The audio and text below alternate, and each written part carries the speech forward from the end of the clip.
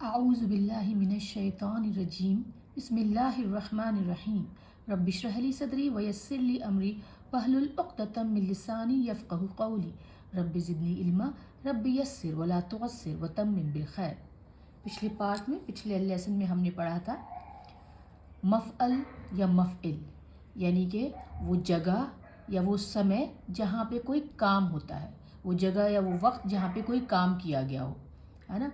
और इसके आगे मैंने जो फ़आला, हम लोगों को पता ही है कि फ़आला क्रिया होती है, वो काम होता है। उसके बाद फ़ाइल आता है, क्योंकि अब ये जगह की कमी है तो इसलिए सीधा हमने जो उसका जो एक मूल वर्ड होता है, जो एक बेसिक शब्द होता है, वो हमने लिखा, वो क्रिया वाले शब्द लिखे इधर, और सीधा हम मफ़अल या मफ़इल पैटर्न पे हमने लिखा, यानी कि वो जगह या वो जो समय जहाँ पे वो काम हुआ हो, वो इस बात पे निर्भर करता है कि किस संदर्भ में, किस कॉन्टेक्स्ट में वो बात कही गई है। या तो ज़बर लगेगा मफ़अल की तरह या फिर ज़ेर लगेगा मफ़इल की तरह, वो इस बात पे डिपेंड करता है, वो इस बात पे निर्भर करता है कि वो जो शब्द आया है वो किस कॉन्टेक्स्ट में, किस संदर्भ में आया है। आज हम पढ़ेंगे मफ़अला। देखिए क्या फ़र्क है, ये मफ़अला, अगर लाम पे अगर हम फ़तह ज़बर लगा दे तो ये भी मफ़अला हो जाएगा, लेकिन इसके आगे एक अक्षर है, ये देखिए, ये हा के जैसा दिख रहा है, लेकिन इसके ऊपर दो आप कहते हैं ना नुक्ते हैं, बिंदियां हैं ता की तरह।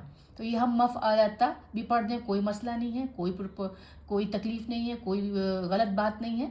तो आज हम ये मफ़अला पढ़ेंगे। अब ये मफ़अला होता क्या है, ये मफ़अला भी हम पढ़ेंगे। अगर पहले, उससे पहले आप ये समझिए ये ता क्या है। ये ता, इसको बोलते हैं ता मरबूता। क्या बोलते हैं? ता मरबूता। ये ऐसे गोल बना के इसके ऊपर दो बिंदियां, दो नुक्ते लगाए जाते हैं।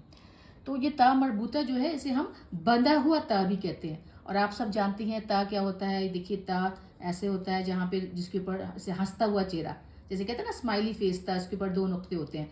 इसको अगर बांध दिया जाए तो इसमें हा की आवाज़ निकलती है। अगर इसके आखिरी में, इसके ऊपर अगर कोई हरकत नहीं है, जैसे अगर इसके ऊपर ज़बर नहीं है, ज़ेर नहीं है, दो ज़बर नहीं है, दो ज़ेर नहीं है, दो पेश नहीं है, दो दम्मा नहीं है, तो इसकी आवाज़ सिर्फ ह की तरह निकलेगी। लेकिन अगर इसके ऊपर इसकी जो अगर इस पर हरकत है, अगर इसके ऊपर दो ज़बर लगा दें, अगर हम ऐसे सोचें कि अगर हम इसके ऊपर ता मरबूता के ऊपर दो ज़बर लगा दें तो ये हो जाएगा मफ़अलतन, या दो पेश लगा दे तो मफ़अलतुन, या दो ज़ेर लगा दे तो मफ़अलतिन। लेकिन अगर कोई हरकत नहीं है, इस पे कोई स्वर नहीं है, तो इसको इसकी आवाज़ हा की आएगी। ठीक है, अब हम आगे बढ़ते हैं। ये मफ़अलता होता क्या है? ये मफ़अलता वो जगह होती है जहाँ पर कोई काम बहुत ज़्यादा होता हो, या बहुत भरपूर या बहुत प्रचुर मात्रा में होता है ना। मफ़अला हमने पढ़ा था, वो जगह जहाँ पे कोई काम होता है ना। वो मफ़अल मफ़इल हमने पढ़ा था, वो जगह जहाँ पे कोई काम किया गया हो, जहाँ पे कोई काम होता हो, या वो जिस किसी वक्त पे वो काम होता हो, तो हमने मफ़अला वो पढ़ा था।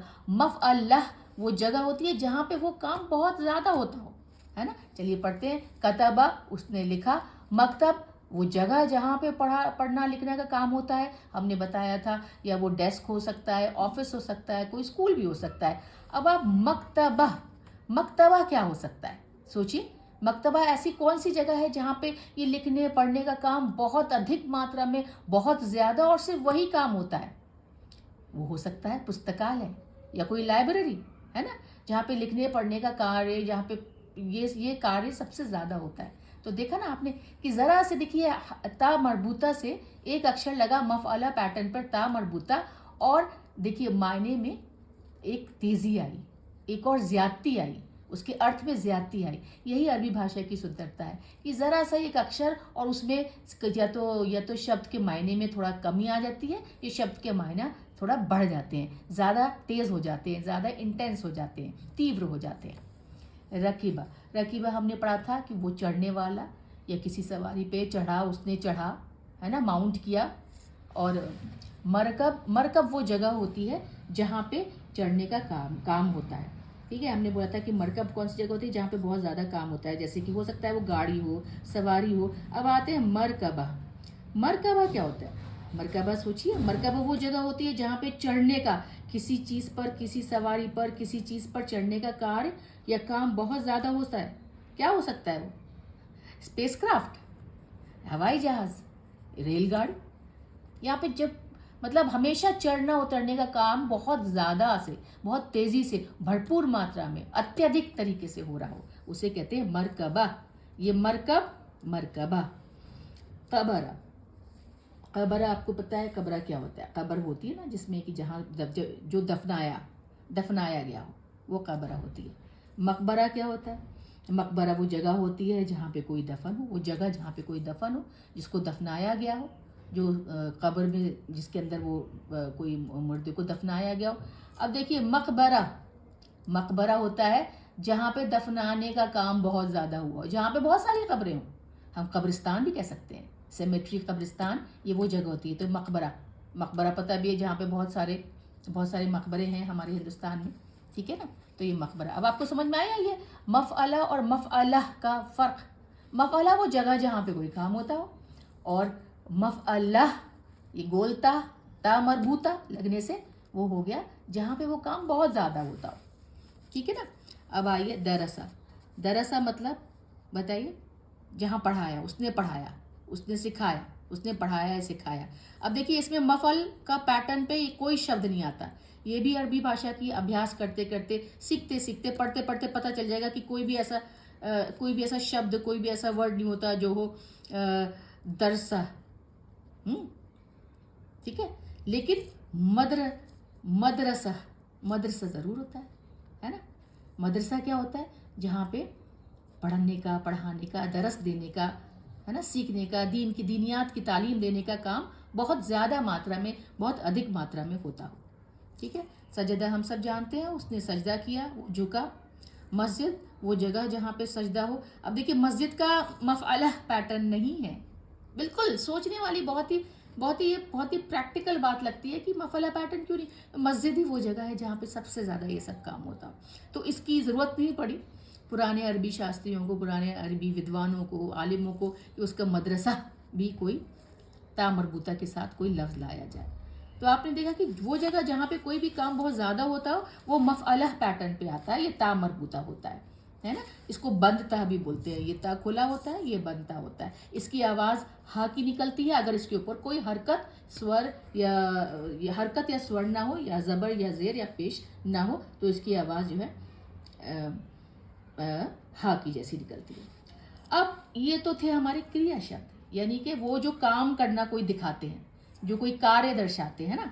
लिखा, चढ़ा, है ना, कब्र दफनाया, दर्स दिया, पढ़ाया, सिखाया, सजदा सिजदा किया, झुका। कभी कभी क्या होता है ना कि बिना क्रिया शब्द के भी कभी किसी नाम पे भी ये मफ़अला पैटर्न आ जाता है ना। ज़रूरी नहीं है कि क्रिया शब्द के साथ ही हम ये मफ़अला पैटर्न लगाएं। कभी कभी कोई नाम भी जो होता है ना उसके ऊपर भी हम ये मफ़अला पैटर्न लगा सकते हैं, ठीक है। अब देखिए जैसे ये शब्द देखिए, ये है असद। असद क्या होता है? असद का मतलब होता है शेर। अब शेर क्रिया तो है नहीं, कोई काम करने का तो यहाँ पे कोई दर्शा नहीं रहा है। असद तो एक नाम हुआ, संज्ञा हुई, नाउन हुआ। असद, असद एक नाम है और नाम का भी मफ़अला पैटर्न आता है। अब ये देखिए क्या हो गया, मासदा। मासदा, मासदा क्या? वो जगह जहाँ पे बहुत सारे शेर हो, यानी कि शेरों की मान, यानी कि कोई जंगल भी, ठीक है। तो मासदा वो जगह हुई जहाँ पे बहुत सारे शेर हो। असद शेर, मासदा वो जगह जहाँ पे बहुत सारे शेर। बित्तीख, बा के नीचे कसरा, ता के ऊपर शद्दा और नीचे कसरा, या के ऊपर सुकून और खा। बित्तीख का मतलब होता है तरबूज या खरबूज के ख़ानदान का कोई भी फल, मेलन जिसे हम कहते हैं। और मबतखा, मबतखा, मीम के ऊपर फतह, बा के ऊपर सुकून, ता पे कस फतह, खा पे फतह और ये ता मरबूता। मबतखा, मबतखा क्या होता है? सोचने वाली बात है। बित्ती का अगर मेलन हुआ, मबतखा होते हैं वो जगह जहाँ पे बहुत सारे तरबूज या खरबूज उगाए जाएं, मेलन्स उगाए जाएं, ये वो जगह होती है बित्ती। नज़र, नज़र का मतलब क्या होता है? निगाह, दृष्टि, है ना। ये तो एब्स्ट्रैक्ट नाउन है, ये तो अमूर्त शब्द है जिसको हम देख नहीं सकते। ये तो इसमें क्रिया शब्द में नहीं आता, जैसे असद नहीं आता, जैसे मेलन नहीं आता, तरबूज खरबूज, ऐसे नज़र भी नहीं आता। नज़र मतलब निगाह, दृष्टि। और मंजरा, मंजरा क्या होता है? मंजरा होता है नज़ारा, जहाँ पे खड़े होके आप एक जगह खड़े हो और आपको दूसरी जगह से सब कुछ एक दूसरे के साथ दिख रहा हो, मंजर, नज़ारा। एक बड़ा सा कमरा है जहाँ पे सब एक दूसरे के साथ सब एक दूसरे के आमने सामने बैठे हुए हैं और एक दूसरे को देख रहे हैं, नज़र आ रहे हैं, नज़ारा कर रहे हैं। तो मंजरा, वरांडा भी हो सकता है, एक लिविंग रूम भी हो सकता है। तो मंजरा या मंजर है ना, मंजर। अब ये देखिए, ये है सवाल। सवाल तो सबको पता ही है, सवाल का मतलब होता है पूछना, सवाल करना, क्वेश्चन करना, ठीक है। और ये शब्द है मसअला। मीम के ऊपर फतह, सीन के ऊपर सुकून मस, अलिफ ये हमजा के ऊपर फतह जबर, लाम के ऊपर फतह जबर और ता मरबूता, मसअला। मसअला क्या होता है? मसअला कोई जगह नहीं है, जैसे कि हम मफल पैटर्न पे अगर कर दें, ये कोई जगह नहीं है ना। ये क्या दर्शाता है? ये भी एक एब्स्ट्रैक्ट कॉन्सेप्ट, ये भी एक अमूर्त, जिसको हम छू नहीं सकते, टच नहीं कर सकते, लेकिन ये भी एक कॉन्सेप्ट दिखाता है कि ये भी मफअला पैटर्न पे आता है। हालांकि ये न क्रिया शब्द का मफअल है और ना ही ये जो पैटर्न है मफअला का उस पर वह फिट बैठता है। लेकिन कुछ चीज़ें ऐसी होती हैं कि जब हम उनको पढ़ते हैं और बार बार प्रैक्टिस करते हैं तभी हमें समझ में आता है कि सवाल का जो मफअला पैटर्न होगा वो मसअला ही होगा, ये जगह नहीं है। शायद कह सकते हैं कि पहले कोई जगह होती थी, पुरानी जो अरबी लोग थे वो एक जगह बैठ के उस जगह को मसला कहते होंगे, जहाँ पे वो बैठ के अपनी परेशानियों का हल निकालते होंगे या मसाइलों का वो लोग कुछ उसका जो है ना हल निकालते होंगे। आजकल के ज़माने में भी हम लोग जाते हैं आलिमों के पास मसला पूछने, वुज़ू का मसला क्या है, नहाने का मसला क्या है। तो मसला जो है ना अब एक एब्स्ट्रैक्ट कॉन्सेप्ट है, ठीक है ना। तो कभी कभी क्या होता है ना, कुछ शब्द जो क्रिया शब्द नहीं भी होते, ये सारे शब्द क्रिया शब्द, यानी कि ये सारे शब्द वर्ब नहीं है, कोई काम नहीं दिखा रहे, क्रिया शब्द नहीं होते हैं, पर फिर भी क्या होता है ना कि वो किसी का नाम भी होते हैं, वो भी मफअला पैटर्न पर निर्भर हो जाते हैं, उसमें फिट बैठ जाते हैं और उसके अनुसार वो काम, उसके हिसाब से वो काम करना इस्तेमाल किए जा सकते हैं, प्रयोग में लाए जा सकते हैं, ठीक है ना। और इसी ढांचे को हम अब मफअला पैटर्न या मफअला ढांचा भी कहते हैं। अल्हम्दुलिल्लाह वस्सलातु वस्सलामु अला सय्यदना मुहम्मद रसूलुल्लाह।